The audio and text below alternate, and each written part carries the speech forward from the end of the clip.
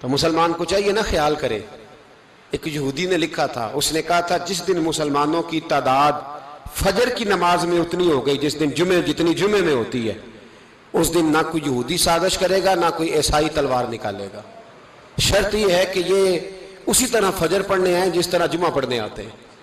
تو پھر کوئی شخص بھی ان کو کسی جگہ شکست دے سکتا تو ہمارے گناہ ہمیں پریشان کرتے.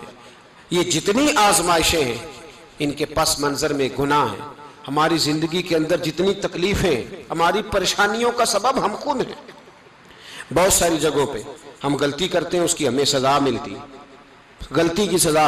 ایک نوجوان نے مجھے بڑی گہری بات سنائی, میرا قریبی تعلق تھا. کہنے لگا گھر میں بڑا مسئلہ ہے, بڑی پریشانی ہے, ماں اور بیوی کا ماحول اتنا سخت ہو گیا ہے کہ نمٹ نہیں سکتا. آپ یقین کریں میں نے ڈیٹیل سے ساری چیز کو سٹڈی کیا, میرے پاس اتنا وقت نہیں ہوتا, پھر بھی میں نے اس فیملی کو پورا پڑھا تو غلطی نوجوان کی نکلی.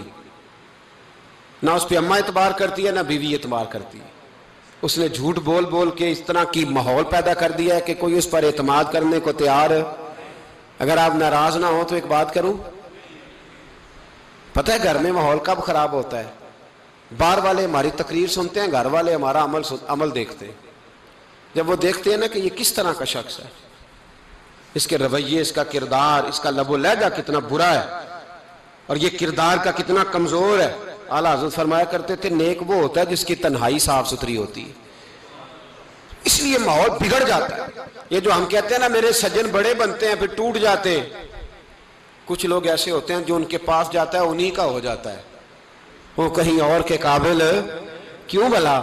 اس لیے کہ ان کے کردار میں ٹھنڈک دیکھتا ہے, ان کے لب و لہجے میں مٹھاس دیکھتا ہے, اس شخص میں اتنی خوبصورتی دیکھتا ہے کہ اسی کا بن جاتا ہے.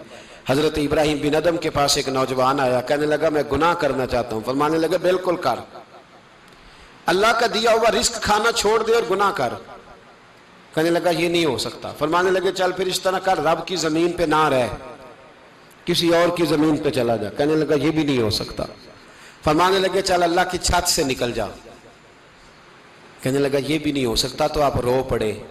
فرمانے لگے پھر جناب اسرائیل جب آئیں تو ان سے کہنا مجھے 2-3 سال کی مہلت دے دے, پچھلی میری گناہوں میں گزر گئی, میں ذرا 3 سال عبادت کر لوں. تو وہ شخص بھی رونے لگا, کہنے لگا حضور وہ مہلت نہیں دیتے, وہ جب لینے آتے ہیں تو پھر لے کے اللہ تعالیٰ نے جب انسان بنانا چاہا نا تو جناب جبریل کو کہا مٹی لے کے آ زمین سے. حضرت جبریل نے مٹی پہ ہاتھ ڈالا تو باقی کی مٹی رونے لگ گئی, اسے جدا نہ کر. تو جناب جبریل چھوڑ کے چلے گئے. حضرت میکائیل کو بھیجا, مٹی لا, مٹی پہ ہاتھ ڈالا تو باقی کی مٹی رونے لگ گئی, چھوڑ کے چلے گئے. جناب اسرائیل کو بھیجا, مٹی پہ ہاتھ ڈالا تو باقی کی رونے لگ گئی, چھوڑ کے نہ جاؤ. تو حضرت اسرائیل فرمانے لگے تیرا رونا دیکھو کہ رب کا حکم دیکھو. وہ لے گئے, جب پیش کی تو رب کریم نے فرمایا اسرائیل جان نکالنے کی ڈیوٹی بھی تیری, تو مٹی کو لے آنا, باقی مٹی روتی بھی رہے تو روتی رہے. جب میرا فیصلہ آ جائے تو پھر اس میں کوئی گنجائش, ہم کھاتے بھی اللہ کا ہیں, نافرمانی بھی اس کی کرتے, زمین پہ بھی اس کی چلتے ہیں, نافرمانی بھی اس کی کرتے, حکم کسی اور کا مانتے, چھت پہ رب کریم کی رہتے. اس طرح نظام نہیں چلتا. میرے بھائی یاد رکھ لو گناہوں کی سزا ملے گی, زندگی تنگ ہو جائے, یہاں بھی آزمائش ہوگی اور وہاں بھی. میں نے درس پہ کہا تھا, پھر بات کہتا ہوں, یہ میں اپنے لیے کہہ رہا ہوں, توجہ ہے میری بات پر. دعا فرمایا کریں کہ جو کچھ ہم نظر آتے ہیں اللہ ہمیں ویسا بننے کی توفیق بھی عطا فرما. اللہ ویسا بننے کی, یہ مشکل معاملہ ہے, مشکل. دیکھیں نا ایک آدمی سیاستدان ہے, اس نے بڑے اچھے نعرے لگائے, انقلاب آ جائے گا, میں غریب کا بھلا کر دوں گا, میں یتیموں کے سر پہ ہاتھ رکھوں گا, میں مجبوروں کی مدد کروں گا, میں دکھیوں کی مدد کروں گا, مزدوروں کو. اس نے اچھے اچھے نعرے سکھائے, اچھا اس نے پیغام دیا. اندر اس کے یہ تھا کہ اقتدار ملے گا تو مرضی کروں گا. لوگ اس کے گرد بھی گئے, اس کی گاڑی کے پیچھے بھی بھاگے, لوگوں نے اس کے نعرے بھی لگوائے, جیب سے پیسے لگا کے اس کے پوسٹر بھی شائع کیے. لوگ اس کے گرویدہ ہو گئے, لوگوں نے پوری, اور میری قوم نے تو بیچاری نے کئی دفعہ دھوکے کھائے.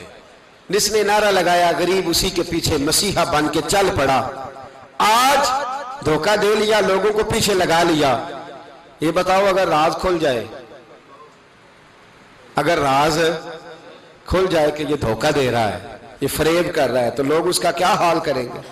یہ راز قیامت میں کھل جائے گا، قیامت میں یہ راز یہ کھل جائے گا، کھل جائے گا یہ دھوکے باز تھا۔ اذا زلزلت الارض زلزالہا، جب زلزل آئے گا جیسے اس کا آنا ٹھہرا، واخرجت الارض اثقالہا، زمین اپنے بوجھ باہر نکال دے گی۔ اس سے مراد کیا ہے کہ زمین پہ جو جرم ہوئے زمین بتا دے گی، باہر نکل آئے۔ وقال الانسان ما لہا، انسان کہے گا اسے کیا ہوا، یہ تو سب کچھ بتا رہی، بوجھ باہر نکال دے گی۔ ایک آدمی پیر طریقت بن کے بیٹھ گیا، جبہ کبہ پہن کے بڑی پگڑی باندھ کے بیٹھ گیا، اچھی اچھی نیک باتیں بتانے لگا، لوگ اس کی دست بوسی کرنے لگے، ہاتھ چومنے لگے، پیچھے لگ گئے، خدمت کرنے لگے، جیب سے نذرانہ دینے لگے، اس کے نام پر لوگ اپنی جیب سے لنگر پکانے لگے، خانقاہ کی خدمت ہونے لگی، مہمان اس کے آتے، نوکری کوئی اور کرتا، میں نے کہا تھا شاید اپنے لیے کہہ رہا ہوں، ڈیوٹیاں لوگ کرنے لگے، حالات بدلنے لگے، لیکن اس کے اندر تو چور تھا، وہ تو دکاندار تھا، تو یہاں جو اس کے پیچھے لگے تھے وہ تو سچے تھے، انہیں تو اجر ملے گا، لیکن اس کا جب راز کھلے گا تو بڑی رسوائی ہوگی، اس کا جب راز کھلے گا تو بڑی۔ ایک میری طرح کا دیندار تھا، جو چہرے کا تو نیک تھا، اندر پتہ نہیں کیا کچھ تھا، ایک طوائف گزر رہی تھی، اس نے اس کو تبلیغ کر دی، کہنے لگا بس کر دے، سیانی بن جا۔ تو کسی دانشور میں لکھا ہے اس نے بڑا سخت جواب دیا، اس عورت نے کہنے لگی بابا میں تو جو ہوں وہ نظر بھی آ رہی ہوں، تو بتا جو تو نظر آتا ہے وہ تو ہے کہ نہیں؟ اس بندے نے چیخ ماری اور بے ہوش ہو کے گر پڑا۔ تو لوگوں نے کہا بابا آج کسی صوفی کا کلام سنا ہے جو بے ہوش ہو گیا؟ تو اس نے کہا نہیں، آج طوائف کی بات سنی ہے، طوائف کی، اور وہ عجیب بات کر گئی ہے، وہ کہہ گئی ہے میں تو جو ہوں میں نظر آ رہی ہوں، تو بھی تو بتانا، تو بتانا کہ تو دستار امامت پہنتا ہے،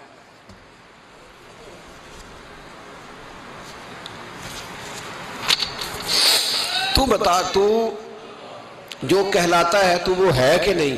یہ وقال الانسان ما لہا، یہ راز قیامت میں کھلے گا۔ ہم جو کچھ بتا رہے ہیں نا اپنی زبانوں سے، ہمیں اپنے گناہوں کا احساس ہونا چاہیے، ایسا نہ ہو کہ جب سزا ملے تو پھر اس طرح کی ملے کہ دوبارہ کسی کو کوئی منہ دکھانے کے قابل نہ رہے۔ میرے بھائی یاد رکھیں اور سمجھیں، گناہ انسان کی زندگی کو تنگ کرتے ہیں۔ میرے نبی پاک علیہ السلام نے فرمایا جب تو جھوٹ بولتا ہے تو تیرے فرشتے کرامن کاتبین سائیڈ پہ ہو کے کھڑے ہو جاتے ہیں، جب تو زنا کرتا ہے تو تیرے اندر سے ایمان نکل جاتا ہے۔ اور نبی پاک علیہ السلام نے فرمایا جب میری قوم میں ناانصافی عام ہو جائے گی تو قتل بھی عام ہو جائے گا۔ اور سن لو لکھ لینا یہ حدیث دل کی تختی پر، نبی پاک علیہ السلام نے فرمایا جب میری قوم میں بے حیائی اور بدکاری عام ہو جائے گی تو دو سزائیں اللہ دے گا، ایک تو جوان موتیں آئیں گی، جوان بچے کچھ بھی نہیں دیکھا چلے گئے، اور دوسری سزا اللہ یہ دے گا کہ ایسی بیماریاں آئیں گی جن کا علاج نہیں ملے گا، ایسے امراض پھوٹ پڑیں گے۔ اگرچہ میں آپ کو ایسی تقریر بھی سنا سکتا تھا جس پہ آپ بہت زیادہ محظوظ ہوتے، پر میں نے اس جمعے میں ایسا موضوع چنا ہے جس کا ہمیں خاص ضرورت ہے۔ بھائی دیکھے تو صحیح کہ ایسا تو نہیں کہ ہم ان عیبوں میں مبتلا ہیں۔ میرے نبی کریم علیہ السلام نے فرمایا جب تم نیکی کا حکم دینا اور برائی سے منع کرنا چھوڑ دو گے پھر اللہ تم پر ظالم حکمران مسلط کرے گا۔ اور اگلے لفظ اس سے بھی زیادہ سخت ہیں، محبوب فرمانے لگے پھر تمہاری نیک لوگ دعائیں بھی کریں گے تو اللہ وقتی طور پر ان کی دعاؤں کو بھی قبول نہیں فرمائے گا، اس لیے کہ تم لوگوں نے نیکی کا حکم دینا اور بھلائی سے روکنا چھوڑ دیا۔ عزیزو یاد رکھو جب گناہ عام ہوتے تو پھر حالات بدلتے اور لوگوں کو سزا ملتی ہے ان کے گناہوں کی، بلکہ یہاں تک لکھا ہے کہ نیت خراب ہو تو سزا شروع ہو جاتی۔ کیا خراب ہو؟ بولیے گا۔ نیت بھی خراب ہو تو سزا۔ حضرت رومی کہتے ہیں کہ ایک بادشاہ کو پتہ چل گیا کہ ایک آدمی نے بڑا اچھا باغ لگایا ہے، خوبصورت باغ ہے، مالٹے کا کنوں کا باغ، بڑا پیارا۔ بادشاہ نے کہا ذرا جا کے دیکھتا ہوں۔ بادشاہ سلامت باغ دیکھنے آئے.